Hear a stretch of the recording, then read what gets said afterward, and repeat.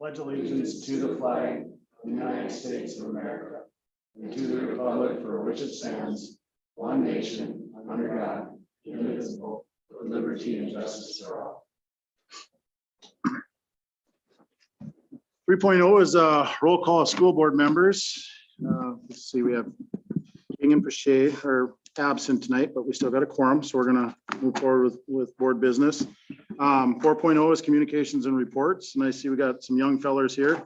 So before we do that, I'll turn it over, before we do the finance update, I think if it's okay with the board here, I'm gonna just jump into superintendent's report, and we'll do green wave recognition right away. Sounds great. We'll do that. It's great to see everybody here tonight. This is one of the highlights of every board meeting when we get to honor some of our special student athletes as well as staff members. So looking forward to handing these out. So we'll turn it over for Coach Michalik. He has some track and field awards to distribute, and we'll get people up top or up front here. Yep. Okay, thank you for having us. It's always a big day when we get to bring kids back to from where we've been. We had a very successful season. I want to comment on the boys, the struggles we had with the weather and all the kinds of things going on and moving up to Class AA. And these boys did not shy away from competing. And we got a relay and a hurdler to the state track meet, and they did just fine. They did wonderful. So I just wanted those guys to know that. So we got some awards to hand out here. One of the certificates is from the school board for recognition of making it to the state track meet. So we're gonna go one boy at a time here. I'll try to go as quick as I can. First one on the top here is Braden Carlson. Braden Carlson, come on up. And I'll just say a quick word about Braden is one of our 4x800 meter track guys. Thanks. And then I'm going to give each of the boys that ran a complimentary exponent edition, which has the pictures and things in there. So this is the one from the school board. This is from the high school league. Braden was also an all academic state for his excellence in the classroom. So you have to be 3.75 or better, and you have to participate in the state track meet. So did an awesome job. Braden was also our most improved boys track award winner. Awesome, thank you. You're welcome. Good job. Hey, sorry. Just stand there. Jace was also on the 4x8 relay team. Our relay team took 10th, by the way. And to medal, we needed to get on the 9th place. So 3 of these boys are coming back next year, and we hope to get back. Jace was also state all academic for his work in the classroom as well. So had a good season, Jace. Good job. Cooper Hills. Just for your information, all these boys were all state academic. They all had 3.75 or better grade point averages, and the team was gold status for the season. So they're an awesome bunch of boys. Congratulations, Cooper is only a freshman. You got a long way to go there, son.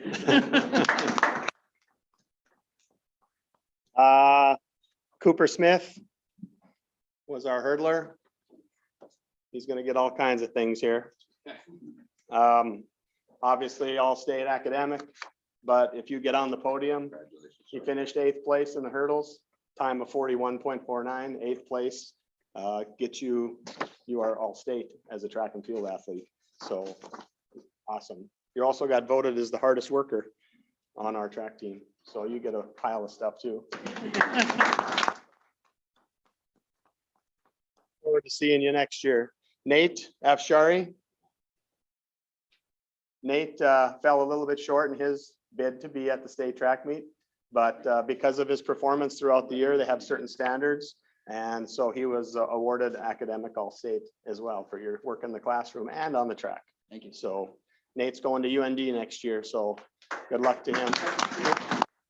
Yes, he did. Yes, Nate tied the school record for the pole vault. So now I got to change that big board. So nobody knows how much work that is. But I'll do it every year if I have to. And then we got John Kruger. John was academic all-state. John was on the 4x8 team as well. And he's for his years, and you've been our most valuable guy for 4 years. So good job on the season. John will be going to Concordia College to run cross country and run track and field. So he's got a career ahead of him yet. So.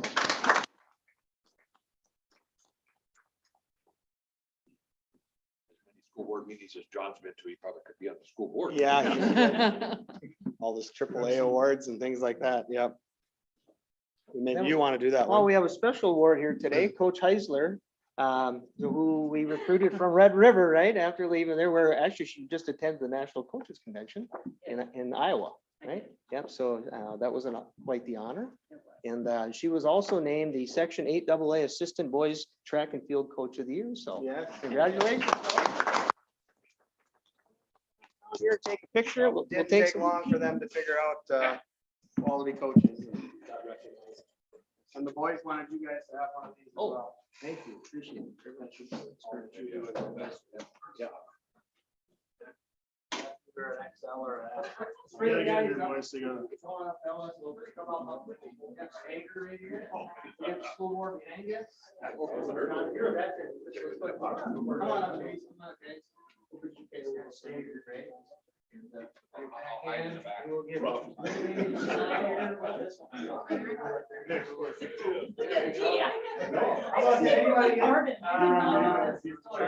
We might need to figure out how we're gonna do this here. There you go, there you go. Anybody else want in? Here, I'll do it for yours. Get in there, Tracy. We're gonna have her join after this one. Okay. 1, 2, 3, ready? Ready? All right, and Tracy takes my phone, right? There you go. All right, everybody ready? Here you go, Eric. Great job. Give one more round of applause. Thank you.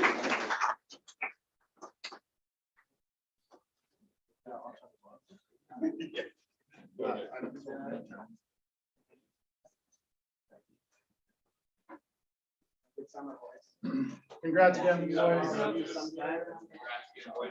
See you tomorrow. See you tomorrow. All right, with that being said, let's bounce back to 4.0 communications. Let's bounce back to 4.0 communications and reports, and we'll go to 4.1 finance update. So Amanda, you want to tell us about the next year's budget, please?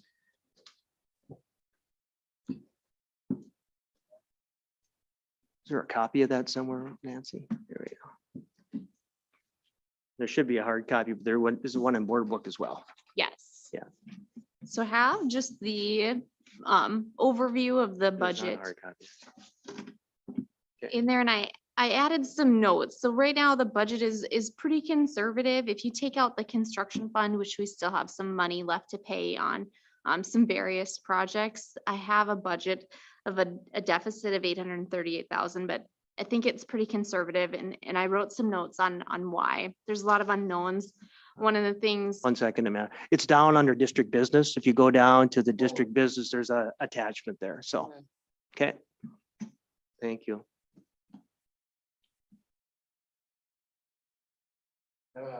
All right. So one of the big things that changes the revenue side of things is the enrollments. And what I did was took the April 1st enrollment and kind of rounded down the classes to be conservative. So that put me at 1,840.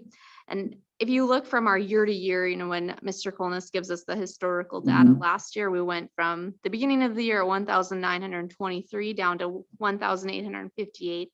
So it decreased 65 students. So that's fairly difficult to predict what next year will turn out to be. And our funding is heavily dependent on how many students we get. It does average out. So if a student's here for half of the year, we get half of the funding for it. So we don't just decrease by the total 65 on the positive side. Some other things on the expenditure side is that we really are in a period of rising costs. We've noticed lots of our regular bills have come with some extra fees on them for gas items and things like that. Our own fuel costs and heating costs have seen drastic increases in the last few months. And obviously we can't predict what that's going to look like next year. So we've tried to build in some of that along with our insurance rates, the property, liability, workers' comp, all of those are just going up in general. So trying to build those things in with a lot of unknowns. That's what got us to that number. So hopefully we can readjust halfway through the year and see what the known information will be. Yeah, and I'll just add a few bullet points here too, is that, you know, it was a very conservative estimate on student numbers, which I think is good right now. There are several unknowns, like Amanda said. You know, we were really hoping for some help from the legislature, and it was frustrating, and you'll see that in my report, or I'll comment on that a little bit later, that you know, they had an opportunity to step up and help, you know, school districts, and maybe that'll still happen. We just don't know. Some of these positions that we have, that we've hired, the mental health professionals, you know, we have funds available to pay for those people through our ESSER funds, et cetera. But eventually, you know, we will have to absorb that into the general fund. But increased costs definitely across the board. You know, we're seeing surcharges on things like picking up our recycles. You know, and purchasing, I mean, food costs are going up, insurance costs are going up, and fuel is definitely something that we're concerned about. And we saw a big increase last January in our heating costs in our buildings. So we're trying to be conservative here, but we don't want to paint a horrible picture, but we just want people to know that, you know, things could get tough if we don't get some help elsewhere, or our student numbers don't bounce back to where we think. I'm confident that, you know, unless something changes big time, I'm hopeful that we'll be more than 1,840 students walking through the doors next fall. But definitely things are on the rise. Well, we've made a lot of changes with help from the state in mind. And I think we have a few more that we'd like to do. So, I mean, do you have an idea if that? Well, right now, I'd say we have enough federal money, especially with our mental health professionals, I would say that's a 2-year, you know, we probably have enough money in our ESSER funds to pay for those positions for at least 2 years. And that's where we're focusing a lot of our dollars. What's the feeling from down in St. Paul? I guess I don't know. You know, I think they're holding off because they're looking at the election in the fall. And there was a lot of money on the table that got left there. And, you know, the special ed cross subsidy would have been a huge bonuses for school districts. I mean, those are, you know, we're pulling out quite a bit of money out of our general fund to offset those costs right now. So just like every other school district. We look at the expense column, taking out the construction, what percent increase do you know what year over year that was? Is it 10%? I guess I didn't look at that. Okay. The general look at it later, expenses, too. I tried to just kind of increase by around like the 3% of what we had spent or what it looked like we would spend for the year. So that was kind of the general, and then the salary side of it should be whatever the negotiation package was. Yeah, so we had, you know, for the most part, I think 5 of the labor groups, you know, were settled. So we did have those dollar amounts, and then we have to build in estimates for the ones who have not settled. So. Amanda, how about on the community education one? You know, we've been increased. I don't know necessarily how often we've increased fees for some different community education, but we're off, not off by a lot when it's, you know, looked at as the budget, but it's still close to $100,000. So I think some of that is because we've started to have more programs, but maybe not as much interest as there was. So we have the same amount of costs, but not as many people joining the program. So hopefully, I think Diane's doing a good job at getting people back into those programs. So I think on the revenue side, I'm probably being more conservative. On the expense side, it's probably close to what is actual.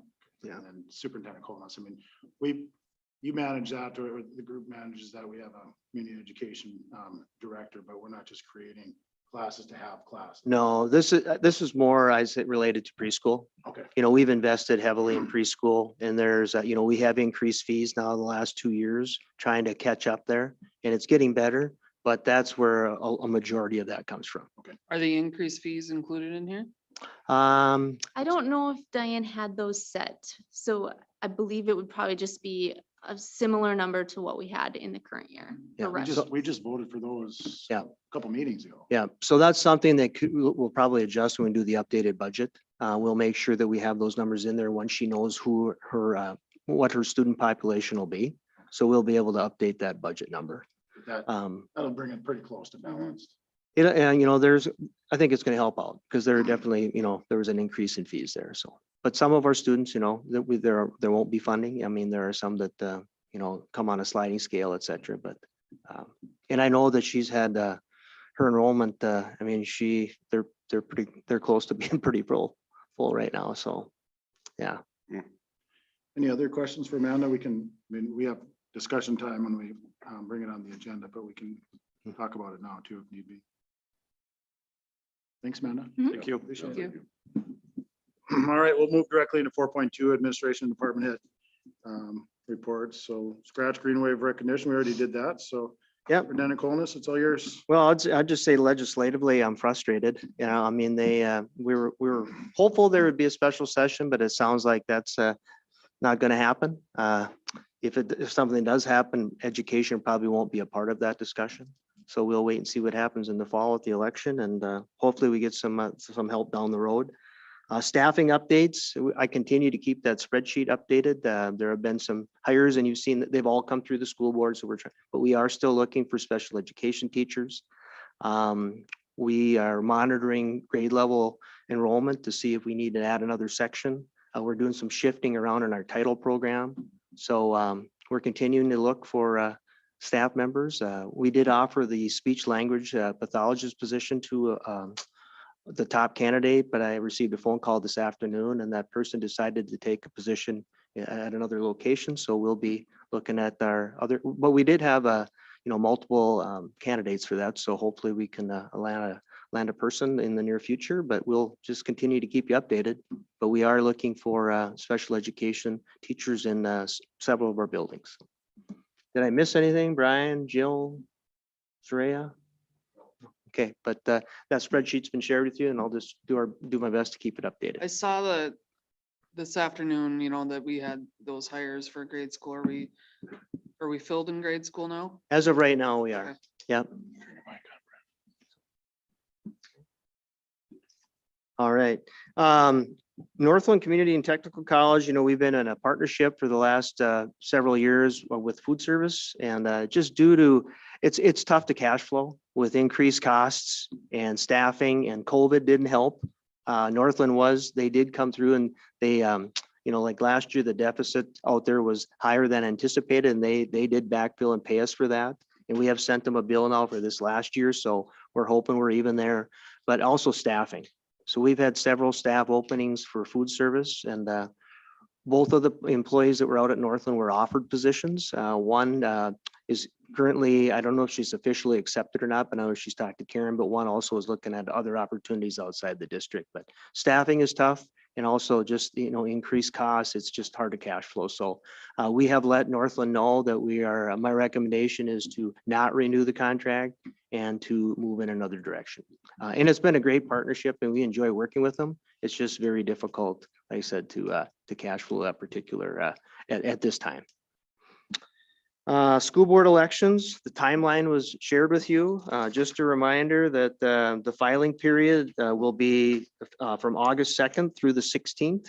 And then they have 2 days after that, they can withdraw, and the timeline, everything, I've given that to everybody. So if you have any questions about that, please let me know. And the big date will be on November 8th. So Nancy, she'll be publishing notice in the Exponent now here in July, 7th and the 14th of July, and we'll be moving forward there with the school board election. I think I was going to say it in comments, but I can add to it right now. Our association has sent out some different videos and things like that for, what's board business, what school boards do. So I'll probably share that with our IT folks so we can get it up on the website. I don't know if the rest of the board members have an opportunity to watch that, but we get quite a few items that people think that the board has the ability to make a change or vice versa. And it kind of lays it out, and it's a good tool for not only people understanding, the citizens understanding what the duties of the school board are, but also those that are intending to run, so they can understand what it is. Be good.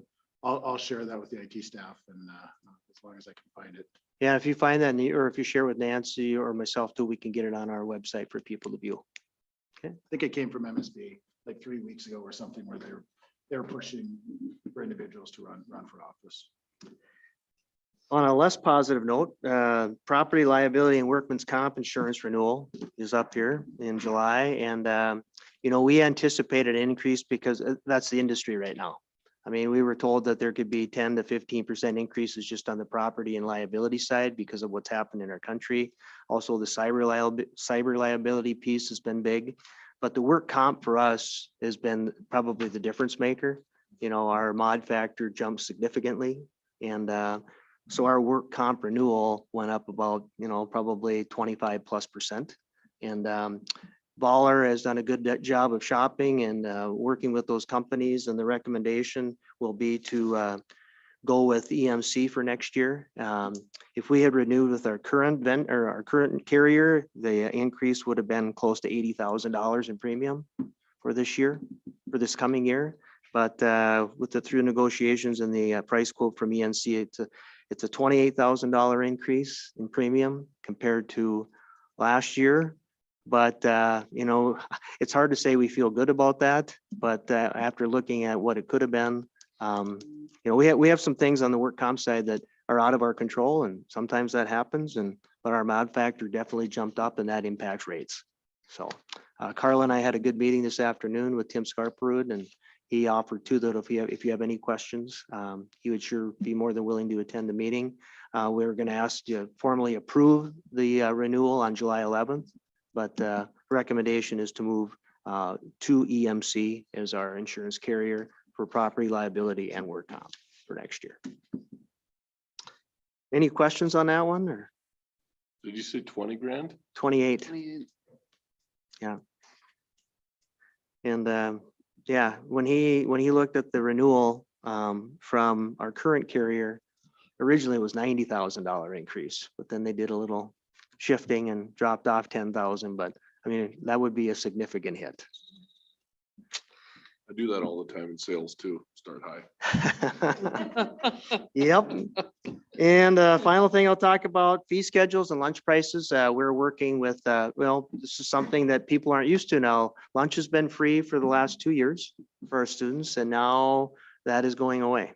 So we will have to set lunch prices. And there've been a lot of discussion with school districts in the area about what are you doing? We haven't really adjusted our lunch prices since, COVID kicked in.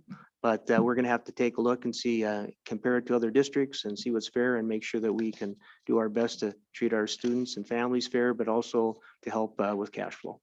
And also fee schedules for activities. I've asked Brian and Scott are working on that right now, and we'll come with a recommendation to set those fees on July 11th. I think for the lunch fees, that's really gonna need to be, I don't know, advertised is the right word, but messaged. Yep, it's good. Yeah. We're gonna have some challenges. Yeah. We're gonna have some challenges, and everybody around, knows that we've talked about it quite a bit in our superintendent meetings. And there are people who are lobbying to, see if they can get this reenacted for free lunches, but I don't know if that's going to happen. So it's going to provide challenges that we haven't seen before. That's all I have. Any questions? Oh, thank you. You're welcome. So let's continue to stay on 4.2, but item 2, Director of Teaching and Learning. So Soraya, it looks like you got a little presentation for us this evening.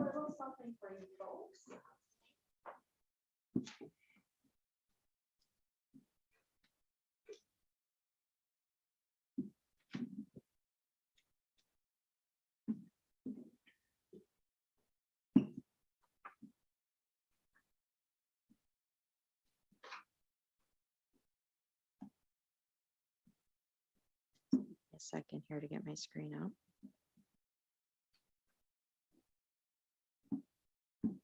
Right.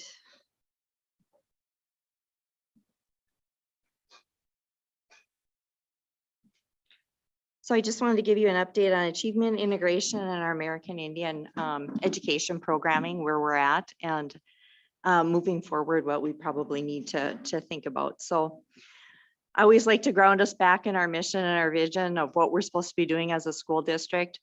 I know you guys are well aware of this, and what we do, every decision we make is around these two things of what we do for kids. And then we have our 7 belief statements that sometimes I think get kind of pushed off to the side a little bit. So it's always a good reminder for us to look at those. And when I look at our belief statements, it really grounds me in my work as the Director of Teaching and Learning, that this is really what we need to be focusing on, is all kids being able to do all these things that we as a community developed as our belief statements. So these were our first 3. And then these were our last 4.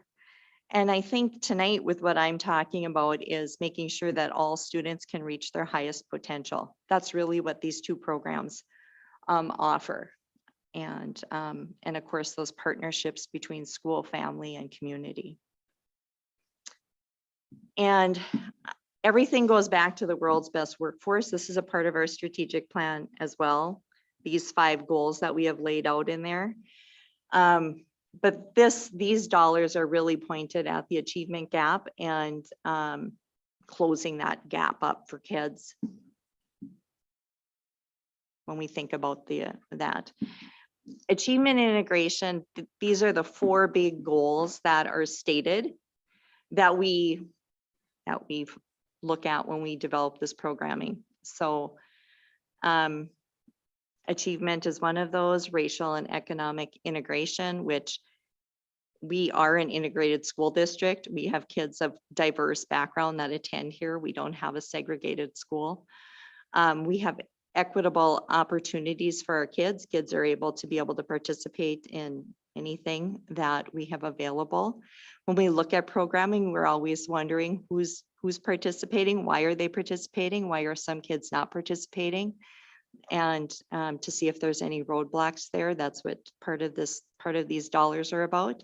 And then making sure we're reducing any academic disparities based on kids' diverse backgrounds, ethnicity, and economic backgrounds. These dollars are not pointed towards special ed or EL. These dollars are about looking more holistically at all our students.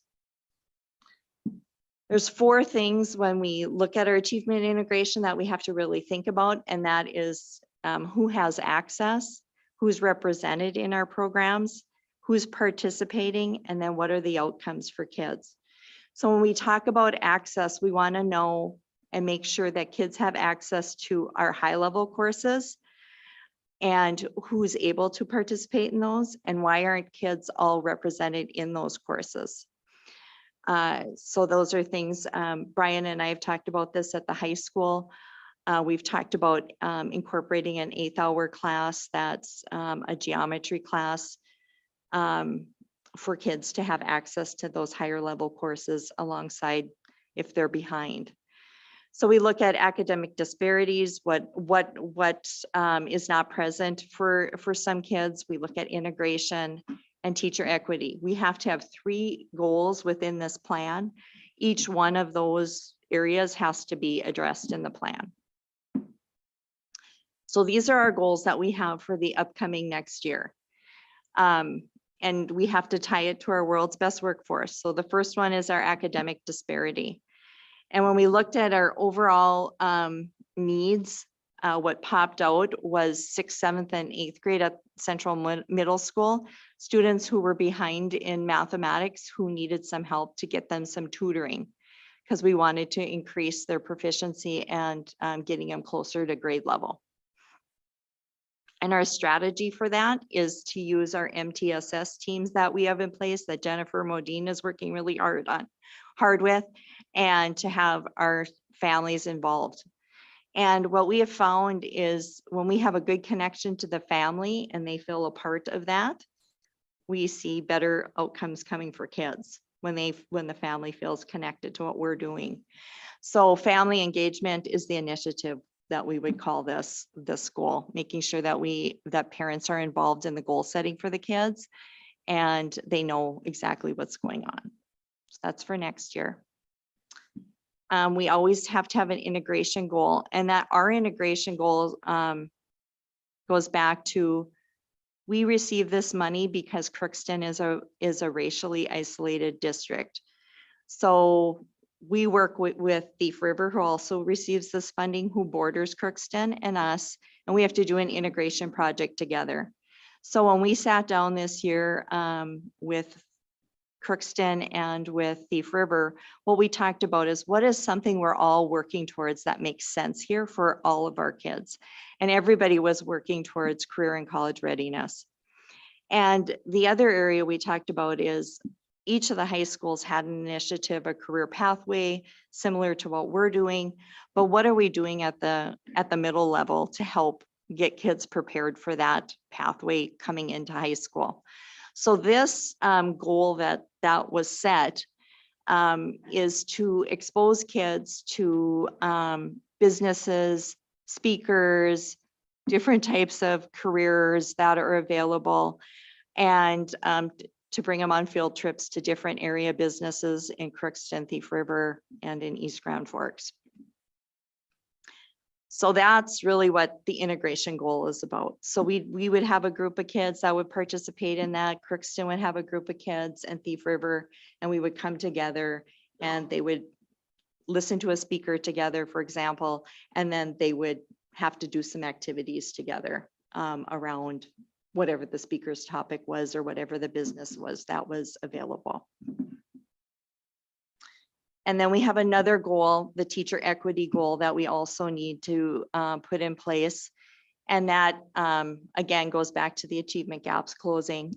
And what we had worked on the past year was we had worked with Ricky White, as you know, doing some professional development around American Indian cultural literacy, and to increase that to 75% across our staff in the district. And we want to continue that work, because a lot was introduced and thrown out to the teachers. Now we need to use what we learned in the classroom. And part of that professional development piece is there. What Minnesota has a whole framework of activities that can be used in the classroom, and North Dakota does as well. And they're called their essential understandings and outcomes. So at every grade level, they're broken down and how they can infuse that into their curriculum and use it. And it's excellent material that's all been vetted and gone through elders in the American Indian communities. And Ricky did a nice job of introducing us to that and giving us some time to play around in that.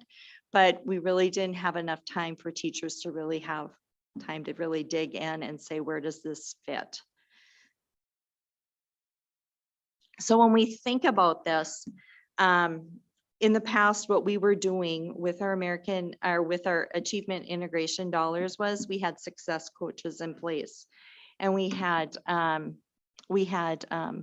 Gunville as one, and we had Alex Reed as one. And as you know, Erica ended up going into special ed for the year, and then we just had Alex resign at the end of the school year. So when we're really thinking about this, and we also had input from our American Indian Parent Advisory Council, that is one of the requirements also of these dollars that we receive. One of the things we talked about is how do we get back to making sure we have a strong connection to our American Indian families? And then how do we tie in this achievement integration into the project that we had started last year?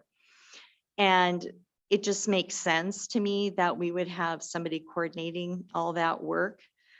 There's three things that we see in student learning that get in the way.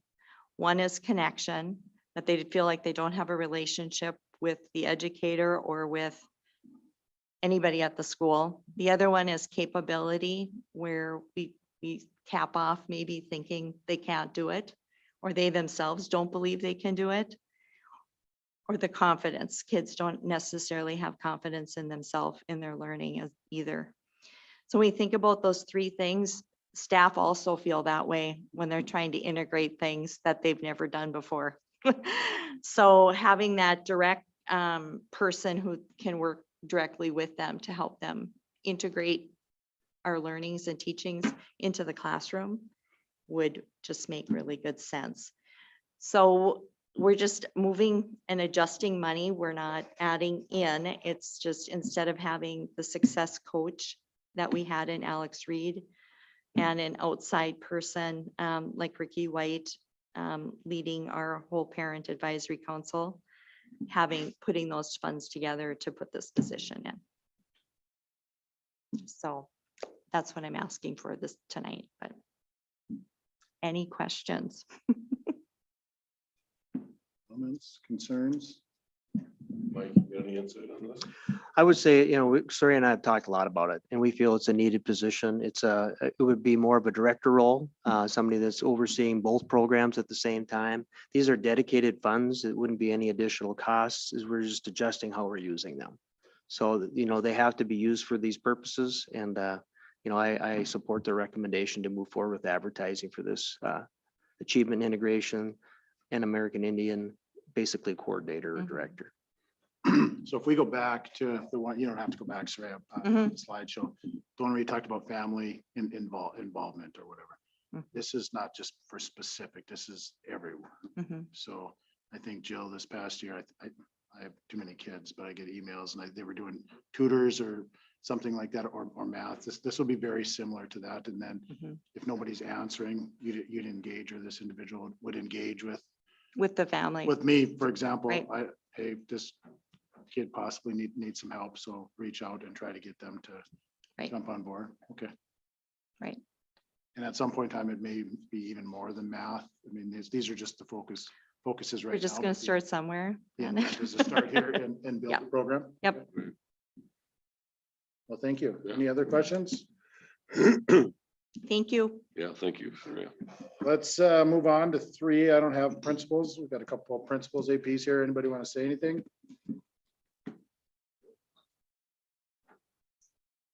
They're all off and they're just here on their off time, right? So, perfect. All right. I think Brian's trying to get it. I'm not yet, but we're working on it. Okay.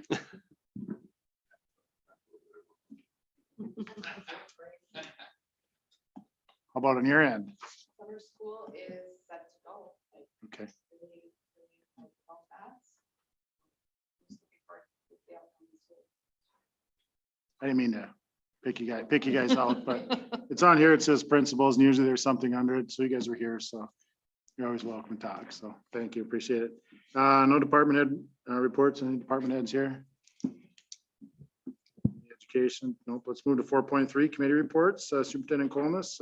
Yeah, the only one's negotiations, and I think you're well aware, we have the two groups, paraprofessionals and the administrative assistants. I know the paraprofessionals, the rep is out of the office until at least July 12th, but we'll have to try to get together with the paraprofessional group as soon as possible to talk about a new contract for the next 2 years. And non-group contracts, the only one that'll be up for approval tonight, it would be Nancy. And Nancy will be moving to a non-group contract, so that's up for approval tonight. And I know that was shared earlier with everybody.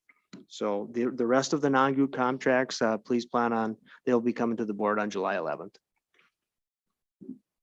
All right, let's, any other questions on communications and reports? Hearing none, 5.0 is the consent agenda. I need a motion and a second to approve the consent agenda as presented in board book, please. I'll move to approve the consent agenda. Well, second. Questions or comments? All those in favor of approving the consent agenda as uploaded, signify by stating aye. Aye. Anybody opposed? Motion carries. 6.0 is now to go right into approving the agenda as uploaded in the board book. So we've already approved the consent agenda.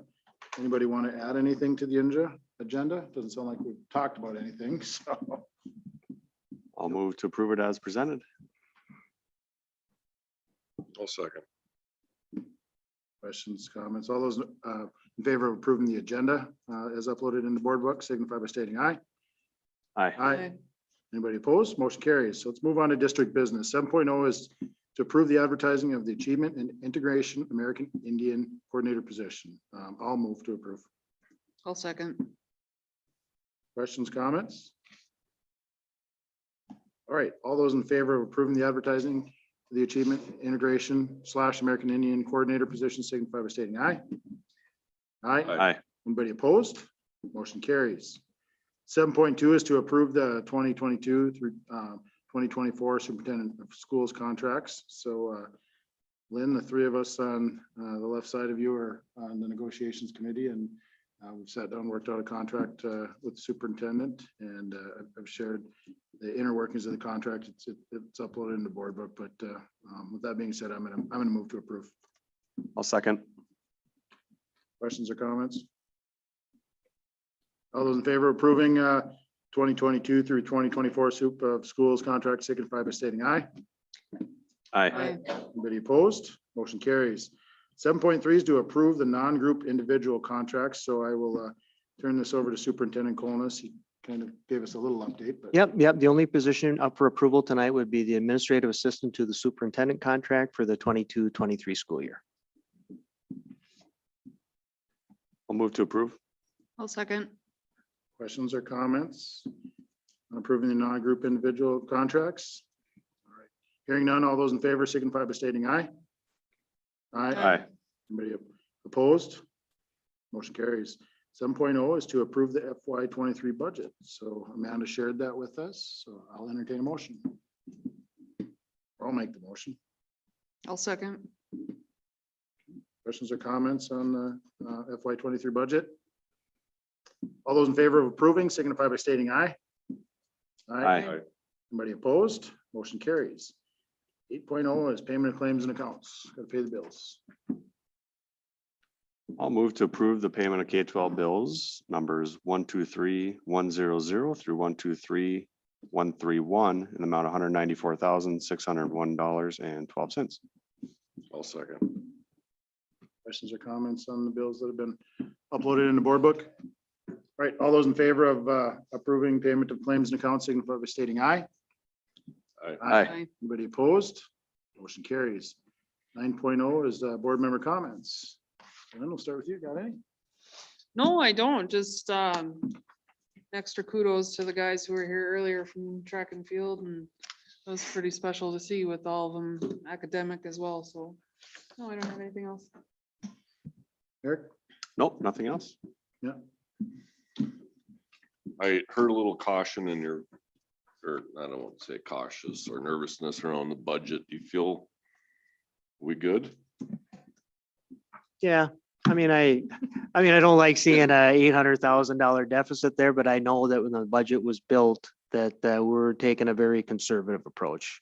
I mean, I think we're shooting low on student pot, but I would rather be cautious right now and come with a better picture.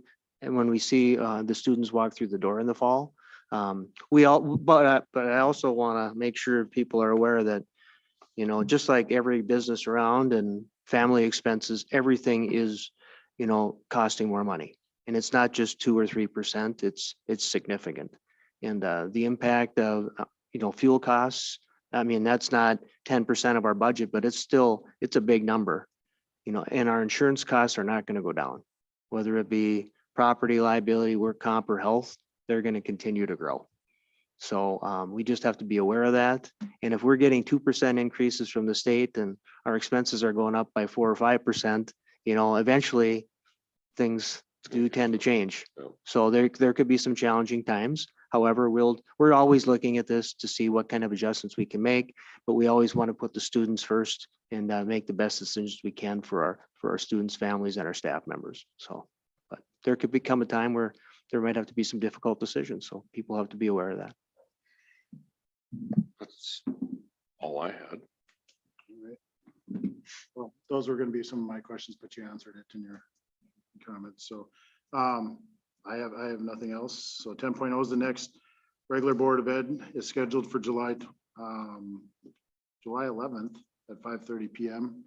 I don't think we have a need to have anything in between there. If something pops up, we'll have it, but otherwise that's the regular scheduled one. And then July, we'll plan on just having the one, but I'll work with Superintendent Colness, and we have other things that pop up. We'll create that second one. I'm going to entertain a motion to adjourn. I'm going to make that motion. I'll second. All those in favor of adjourning signify by stating aye. Aye. Anybody opposed? Meeting adjourned. Thanks, everybody.